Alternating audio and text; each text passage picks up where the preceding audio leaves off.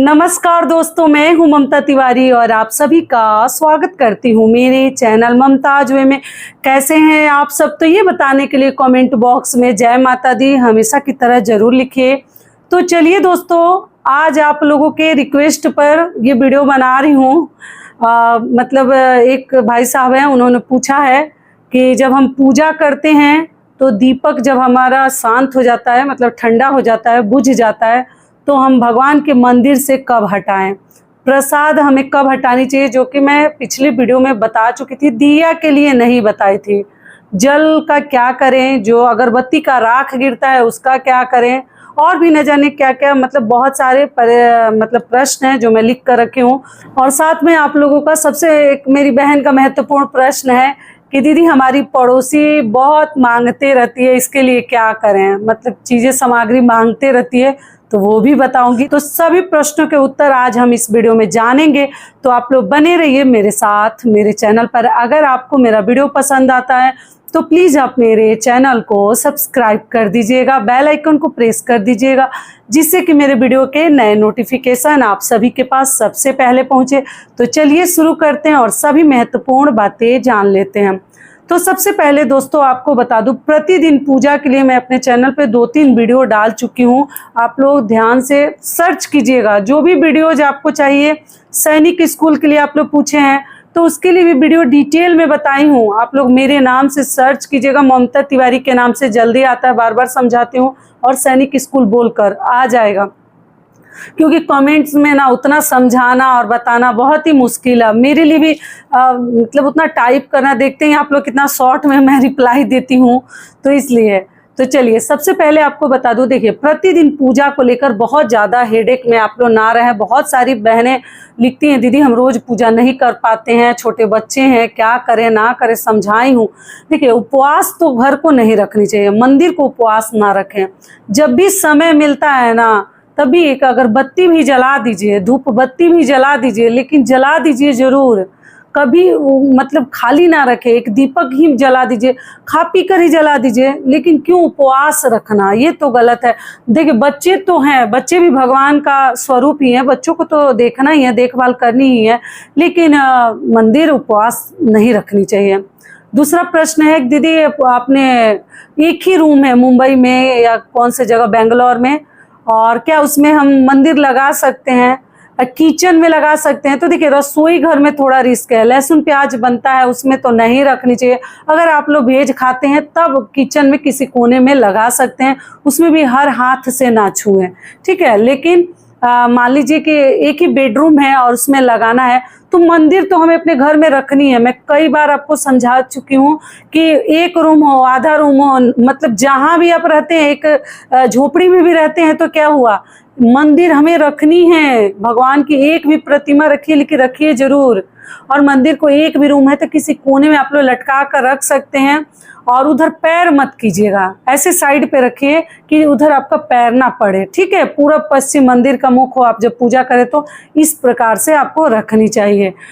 अगला क्या है कि चलिए भोग का लेकर तो मैं बता ही चुकी हूँ, और पूजा के लिए भी बता चुकी हूँ। अब एक ही चीज़ को बार बार बताना पड़ता है कि घर के सब परिवार भोग नहीं लगाता, कोई एक ही आदमी भोग लगा लेता है, आपका पूरा सभी लोगों के लिए पूजा हो जाता है। एक बाकी लोग जाकर केवल प्रणाम कर सकते हैं, पाठ अपना जो करना है कर सकते हैं।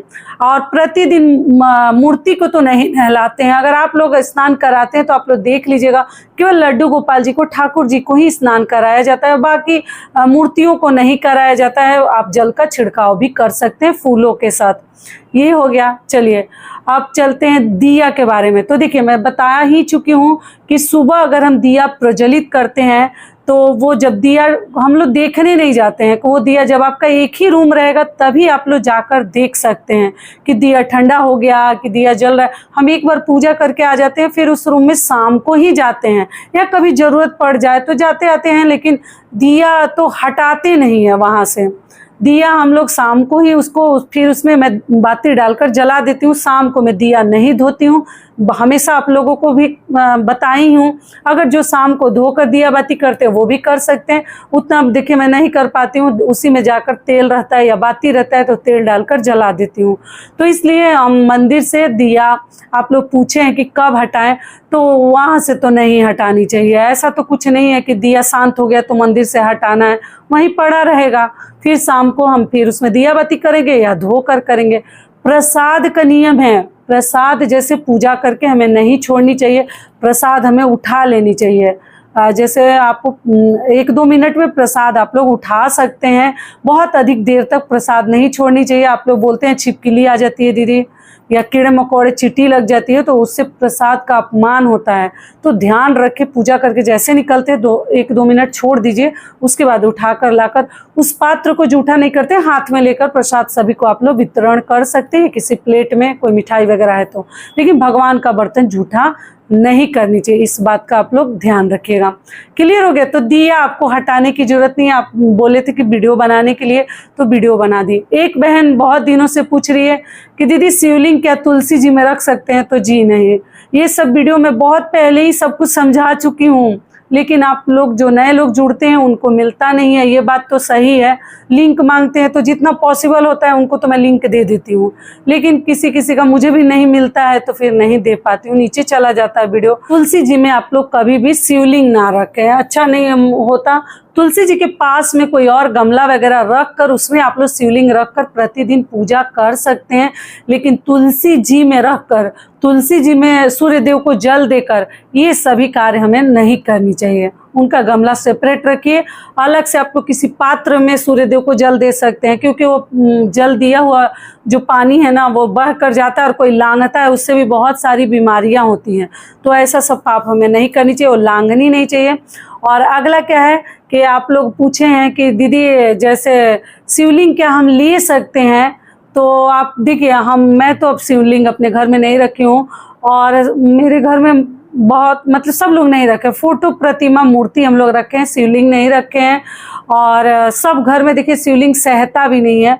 अगर आपकी इच्छा है, आपको मन हो रहा है रखने का तो आप लोग रख लीजिएगा, मैं किसी को मना नहीं कर रही हूँ, लेकिन ऐसा कुछ नहीं है। शिवलिंग रखने पे नियम वगैरह है कि प्रतिदिन स्नान कराना पड़ता है, ऐसे आप नहीं रख सकते, अभिषेक करना पड़ता है, प्रतिदिन जल डालना पड़ता है। तो इस विधि से हम करते हैं, तो आप लोग देख लीजिएगा, ठीक है। चलिए अगला प्रश्न है कि दीदी क्या प्रतिदिन हम भगवान को जब तिलक लगाते हैं तो वो उंगली अपने मांग में लगा सकते हैं, पीला सिंदूर या लाल? तो जी, अपने मांग में, अगर मान लीजिए जिस दिन पीला लगाने वाला दिन नहीं है उस दिन आप लोग अपने मस्तक पे, माथे पर टीका कर लीजिए, और ऐसे केवल ऐसे कर लेने का, एक बार नहीं किया जाता है, ठीक है। मान लीजिए कभी भी सिंदूर लगाते हैं या इसमें हाथ में ऐसे पोंछ लेते हैं तो 2 बार करिएगा, कभी एक बार नहीं करने का। कोई भी कार्य 2 बार ही करना चाहिए, वो बहुत अधिक शुभ होता है। तो आप लोग यहाँ पे तिलक वगैरह लगा सकते हैं, लेकिन पीला सिंदूर वगैरह जैसे मंगलवार रविवार को बचे तो जरूर बचेगा। चलिए अगला प्रश्न क्या है कि तुलसी जी को क्या पीला सिंदूर लगा सकते हैं? तो देखिए, तुलसी जी को आप पीला लगाएं, लाल लगाएं, जो भी लगाएं, जड़ में लगाइएगा, पत्तों पर नहीं लगाया जाता। उनकी शादी मतलब विवाह के दिन केवल लगाया जाता है। तो आप लोग जड़ में प्रतिदिन लगा सकते हैं, लाल या पीला जो भी लगाना है। रविवार मंगलवार को तो लगाना ही नहीं है, छूना ही नहीं है तुलसी जी को।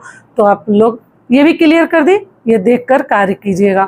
चलिए अगला प्रश्न है, दीदी उस जल का क्या करेंगे? जैसे पूजा का जो लोटे वाला जल है मैं बताई हूँ, अगर फेंकने का जगह मतलब कहीं पौधे में डालने का जगह है तो डाल दीजिएगा, फेंकना नहीं है। या कहीं ऐसी जगह डालिएगा जहाँ किसी का पैर ना पड़े, 2 बता दी। तीसरा, अगर वो भी करनी है तो अपने छज्जे पर, अपने बाउंड्री पर, दीवार पर धीरे धीरे पानी को थोड़ा थोड़ा गिराकर सुखा दीजिए, उतना ज़्यादा तो रहता नहीं है, तो सूख जाएगा, किसी का पैर नहीं पड़ेगा। ये क्लियर हो गया। और राख जो है, जो उसमें से क्या बोलते हैं, भस्म निकलता है, राख निकलता है उसका, अगरबत्ती धूपबत्ती का, उसको भी जिस प्लास्टिक में, पॉलीथीन कैरी बैग में आप लोग फूल वगैरह इकट्ठा करते, प्रतिदिन एक कैरी बैग रखे उसमें इकट्ठा करते जाइए। और बाती, जली हुई बाती का तो मैं आपको बताई ही हूँ कि आप लोग एक दिया में इकट्ठा करते जाइए, किसी दिन उसको जला दीजिएगा, शाम को जल जाएगी। तो इस प्रकार से हमें सभी कार्य करने हैं। तो सब कुछ आशा करती हूँ आप लोगों को बता दिए। अगला प्रश्न है, दीदी हमारे घर में अगर बच्चा होता है तो कितने दिन में हमें पूजा करनी चाहिए? तो देखिए, पूरा परिवार नहीं बचाता है, जो दूर दूर रहते हैं ना, ऐसा नहीं कि वो सभी लोग बचाते हैं और पूजा पाठ छोड़ देते हैं, श्रृंगार करना छोड़ देते हैं, ऐसा कुछ नहीं है। जिस घर में बचा हुआ रहता है ना, केवल वही लोग बचाते हैं। और कितने दिन बचाते हैं तो देखिए, जिसके यहाँ छठियार होता है, छठी होता है, वो छठियार के बाद पूजा करने लगते हैं। और जिनके यहाँ बरही होता है, मतलब 12 दिन पे होता है, वो जैसे 12वें दिन से भगवान को पूजा करते हैं, पूजा पाठ करके भोग प्रसाद चढ़ाते हैं। तो इस प्रकार से किया जाता है। ऐसा नहीं कि जो दूर रहते हैं, जो आपसे बहुत दूर है, वो सभी मतलब घर परिवार के लोग बचाते हैं, ऐसा नहीं है। जिस घर में बच्चा जन्म लिया है तो खुशी की बात हुई ना, तो इसको इतना क्या बचाना, ऐसा कुछ नहीं है। भगवान के आप लोग पूजा पाठ कर सकते हैं, मंदिर को उपवास ना रखें। और दोस्तों, आप सभी से एक छोटी सी रिक्वेस्ट है, अगर वीडियो पसंद आता है तो चैनल को पक्का सब्सक्राइब कर दीजिएगा और वीडियो को लाइक कर दीजिएगा, क्योंकि आपकी एक छोटी सी लाइक से हमें बहुत अधिक हिम्मत और प्रेरणा मिलती है। तो जरूर कीजिएगा, ठीक है। और सबसे आखिरी में एक प्रश्न पूछा गया है, मेरी एक बहन ने पूछा है कि दीदी, हमारी पड़ोसी जो है ना, रोज हमसे कुछ ना कुछ मांगती है। तो देखिए बहन, आपको बता दूं कि आपके पास है तो जरूर दे दीजिए, लेकिन ऐसा कुछ नहीं है। देखिए, आजकल लोग नहीं मांगते। पहले ज़माने में लोग जैसे चीनी हो गया, नमक हो गया, हल्दी हो गया, चायपत्ती हो गया, कोई गेस्ट आ जाता था, मान लीजिए घर में नहीं है, तो लोग मांग लेते थे। आजकल लोग नहीं मांगते हैं। आजकल जैसे लोग अपना सब कुछ खरीद कर, और ऑनलाइन की वजह से बहुत ईजिली हर चीज़ घर में आ जाता है, तो उतना तो लोग नहीं मांगते। कढ़ाई चढ़ाते हैं गैस पे और इधर ब्लिंकिट वगैरह और भी जो है बिग बास्केट वगैरह से मंगा लेते हैं। तो आप लोग देख लीजिएगा।